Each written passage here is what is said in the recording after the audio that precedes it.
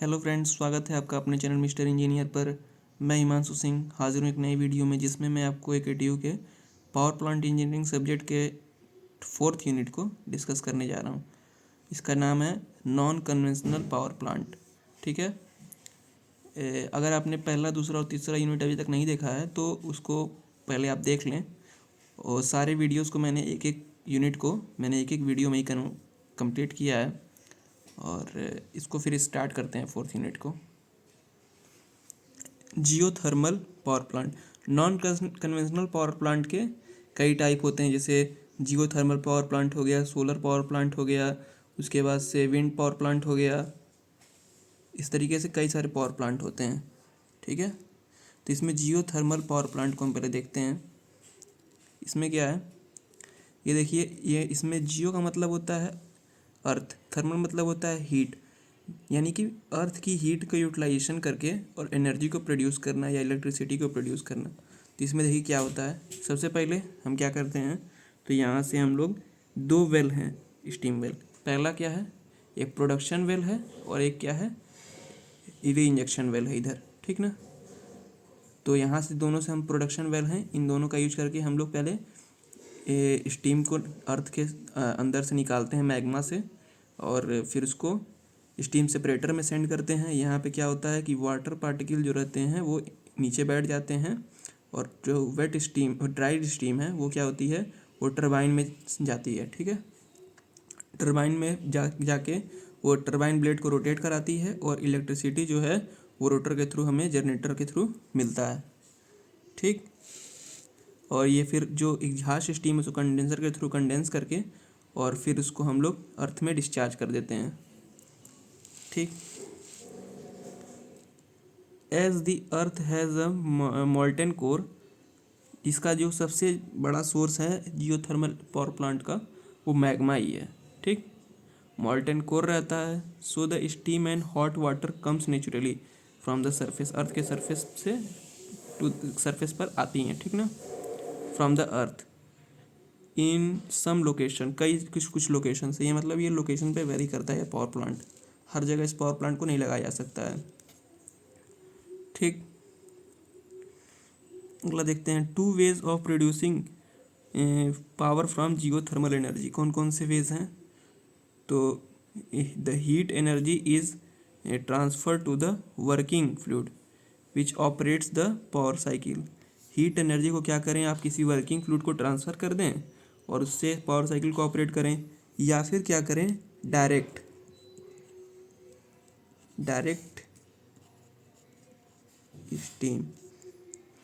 Steam को हम लोग यूज़ करें। जो वाटर का जो स्टीम है उसको हम लोग डायरेक्ट यूज़ करें, किसी को फ्लूइड को, वर्किंग फ्लूइड को ट्रांसफ़र ना करें। ठीक। अगला क्या है, हाइड्रोथर्मल सिस्टम। इसमें क्या होता है, hydrothermal system is a one of that included fluid heat and permeability in a naturally occurring global geological formation for the production of electricity. इसमें क्या होता है कि जो हाइड्रोथर्मल जो सिस्टम होते हैं वो क्या करते हैं कि फ्लूइड जो होती है हाइड्रो, उसको क्या करते हैं, हीट में और परमिबिलिटी का यूटिलाइजेशन करके उसको इलेक्ट्रिसिटी में प्रोडक्शन में यूज करते हैं। ठीक है। फिर है आपका पेट्रोथर्मल सिस्टम। इसमें क्या होता है, it is a composed of hot dry rock, मतलब HDR, but no underground water. ठीक है। हॉट ड्राई रॉक जहाँ पर अवेलेबल होते हैं, ये जियोथर्मल का ही एक प्रकार का टाइप है। ठीक है ना। इसमें क्या होते हैं कि हम हॉट ड्राई रॉक जो रहते हैं, ड्राई रॉक कहीं कहीं रहते हैं अर्थ के अंदर, तो वहाँ पर हम क्या करते हैं, स्टीम को पहले वाटर को सेंड करते हैं इंजेक्शन वेल के थ्रू। फिर प्रोडक्शन वेल के थ्रू उसी वाटर को जो स्टीम में अब कन्वर्ट हो चुकी है रॉक्स के टच हीट ट्रांसफ़र के थ्रू, तो उसको फिर हम स्टीम को ऊपर लाते हैं और उससे स्टीम टरबाइन वगैरह रोटेट करा के इलेक्ट्रिसिटी को जनरेट करते हैं। ठीक है। अगला है हाइब्रिड जियोथर्मल फॉसिल सिस्टम।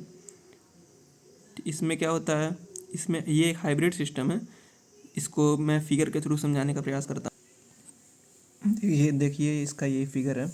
ठीक है। इसमें क्या है, ये रिजर्वायर है, जियोथर्मल रिसोर्स है। यहाँ से क्या करते हैं कि जो स्टीम है या वेट स्टीम है उसको हम लोग इसमें सेंड करते हैं हीट एक्सचेंजर में। यहाँ से किसी दूसरे वर्किंग फ्लूइड को हीट ट्रांसफ़र हो। फिर क्या करते हैं कि ये जो स्टीम है, जो वर्किंग फ्लूइड है हमारा, उसमें जब हीट ट्रांसफ़र हो जाती है तो वो वेपर में कन्वर्ट हो जाती है और उस वेपर फॉर्म को हम टरबाइन में फिर सेंड करते हैं स्टीम के, और उससे इलेक्ट्रिसिटी को जनरेट करते हैं और फिर कंडेंसर के थ्रू उसको कूल करते हैं एग्जॉस्ट स्टीम को। और इसमें कूलेंट टावर वगैरह भी लगे रहते हैं। अगर बहुत ज़्यादा टेम्परेचर क्योंकि होता है तो उसको कूलिंग करने में टाइम लगता है थोड़ा, ठीक है। और ये सर्कुलेशन होता है इसका, और फिर जब कंडेंसर के थ्रू हमारा एक जो स्टीम है वो वाटर में कन्वर्ट हो गया रहता है, तो उसको फिर हम लोग फिर उसको हीट एक्सचेंजर में सेंड करते हैं और ये साइकिल चलती रहती है, ठीक है। इसमें कौन से फ्लूइड का यूज करते हैं तो आइसोब्यूटेन और फेरॉन का, या अमोनिया या प्रोपेन का सेकेंडरी फ्लूइड में यूज कर सकते हैं, ठीक है। टाइप्स ऑफ स्टीम टरबाइन देख लेते हैं जो जियोथर्मल एनर्जी कन्वर्जन सिस्टम में यूज होते हैं।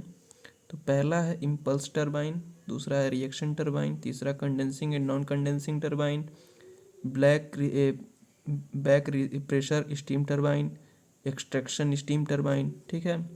Basic component of wind power plant के देख लेते हैं कौन से हैं।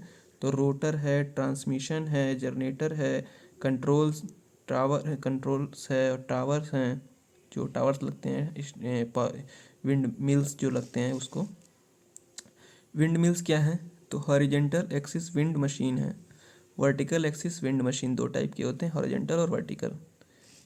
Aerodynamic consideration of wind mills, design इसका कैसे है तो इसका देख लेते हैं डिज़ाइन कैसे है, ठीक है। इसको आप नोट कर सकते हैं। Coefficient of performance of wind mill, इसको देख लेते हैं। कोफिशिएंट ऑफ परफॉर्मेंस होता क्या है, the performance of a windmill is defined as the coefficient of performance. जो परफॉर्मेंस होती है विंड मिल की उसी को कोफिशिएंट ऑफ परफॉर्मेंस बोलते हैं, यानी सीपी। इसके बाद से इसका डिफिनीशन देख लेते हैं क्या है। It is the ratio of power delivered by rotor to maximum power available in a wind. जो हम लोग को पावर कितना मिल रहा है और कितना मैक्सिमम पावर मिल सकता है, इसका जो रेशियो है इसी को कहते हैं coefficient of performance of windmill, ठीक। तो सीपी से रिप्रेजेंट करते हैं इसको। CP is equal to P by P maximum, P by half rho A V W, मतलब विंड का वेलोसिटी क्यू, ठीक। रो क्या है, डेंसिटी है विंड की, और ए क्या है, स्वेफ्ट एरिया है, और वी जो है वी डब्ल्यू जो है वेलोसिटी ऑफ विंड है, ठीक। हॉरिजेंटल एक्सिस के लिए विंड मशीन के लिए सीपी की वैल्यू कितनी हो सकती है 0.593, ठीक। अगला है the convertible power of energy is proportional to the cube of the wind speed. जैसे कि देखा गया कि विंड स्पीड के क्यूब होती है, ठीक ना। तो if the wind speed decreases by 20%, the power of output of reduces by power output is reduces by कितना 50% तक रिड्यूस हो जाएगी। अगर विंड स्पीड 20% रिड्यूस हो रही है तो उससे जो मिलने वाला पावर आउटपुट है वो 50% रिड्यूस हो जाएगा, ठीक। अवेलेबिलिटी ऑफ विंड एनर्जी, ठीक। ये विंड मिल्स हैं, ये विंड पावर प्लांट दिखाया गया है। तो ये एक एक विंड टर्बाइंस लगे हुए हैं, ठीक। इसमें देखिए ये ट्रांसफार्मर्स लगे हुए हैं, इस टाइप ऑफ ट्रांसफार्मर। उसके बाद से फिर सारे जाते हैं, सारे का इलेक्ट्रिसिटी जो है वो कहाँ सप्लाई करते हैं अपना, तो इस टाइप ऑफ ट्रांसफार्मर में, जो कि कलेक्टर है ये, ठीक। और ये फिर 3 फेज सप्लाई जो है वो टावर्स के थ्रू हम लोग के तक पहुंचाता है, ठीक है। अगला है स्प्रिंग टाइड्स और नेप टाइड्स। टाइड्स एनर्जी के जो 2 टाइप होते हैं, कौन से, स्प्रिंग टाइड, इसमें क्या होता है, a tide in which difference between high and low tide is greatest. मतलब कि जो डिफरेंस होगा हाई टाइड का और लो टाइड का वो ज़्यादा होगा, तो उसको स्प्रिंग टाइड कहेंगे। अगर डिफरेंस कम है तो उसको नेप टाइड कहेंगे। स्प्रिंग टाइड और क्या बोलता है कि spring tide occur when the moon is either new or full, जब मून जो है वो फुल हो, and the sun and the moon and the earth are aligned, और जो सन है और जो मून है और अर्थ तीनों अलाइंड हो, मतलब कि ये सन, ये मून और ये अर्थ तीनों एक ही लाइन में हो। ठीक है। When this is the case, their collective gravitational pull on the earth's water is strengthened। ठीक, तो क्या होगा कि ग्रेविटेशनल पुल लगेगा और टाइड्स जो हैं वो फॉर्म होंगे। ठीक है।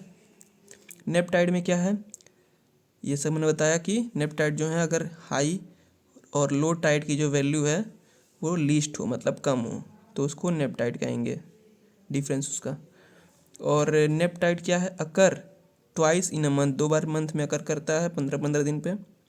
When the sun and the moon are at right angle, जब सन और मून राइट एंगल हुए हों किससे, अर्थ से, तो उसको हम क्या बोल देंगे, नेप टाइड बोलेंगे। ठीक। टाइडल पावर देख लेते हैं कैसे। 2 टाइप की इसमें वो होती हैं, बेसिन होती हैं। कौन कौन सी टाइडल सिस्टम में, सिंगल बेसिन टाइडल सिस्टम एक होता है, एक डबल बेसिन टाइडल सिस्टम होता है। इसको सिंगल पोल भी बोल सकते हैं, इसको डबल 2 पोल भी बोल सकते हैं। ठीक है। तो एक देख लेते हैं, उसमें बेसिन जो है वो 2 हो जाएगा तो डबल हो जाएगा। तो पहला देखते हैं सिंगल बेसिन। सिंगल बेसिन में क्या है, it has 2 high peak short duration power output that occur every tides period. ठीक है। So it needs a large turbine that remain idle most of the time. ठीक है। In single pole system peaks occur at varying time. ठीक, single pole में जो peak होगा वो अलग अलग टाइम पे अलग अलग होगा। It rarely correspond to peak power demand and the pose a burden on the power grid. ठीक है। फिर क्या है, तो इसका देखिए फिगर, इसमें ये बेसिन है, ठीक, डैम है, ठीक, और यहाँ से हम लोग क्या करते हैं कि जब हाई टाइड वगैरह होते हैं तो उसकी इलेक्ट्रिसिटी, मतलब उसके पावर्स को कंज्यूम करके हम लोग उसको इलेक्ट्रिसिटी में कन्वर्ट करते हैं। ठीक है। तो इसी के साथ ये 4th यूनिट भी कंप्लीट होता है। और सारे टॉपिक को तो कवर करना मुश्किल है, तो जितना हो सकता है एक वीडियो में मैं उसको उतना कवर करता हूँ। और अगर आपको वीडियो पसंद आए तो प्लीज़ वीडियो को लाइक करें और अपने दोस्तों के साथ इसको शेयर करें। और अगर आप पहली बार चैनल पर आए हैं तो चैनल को सब्सक्राइब करें। और अगर आपको कोई डाउट हो तो कमेंट बॉक्स में कमेंट करें, हम उसको सॉल्व करने का जरूर प्रयास करेंगे। Thank you so much for watching this video.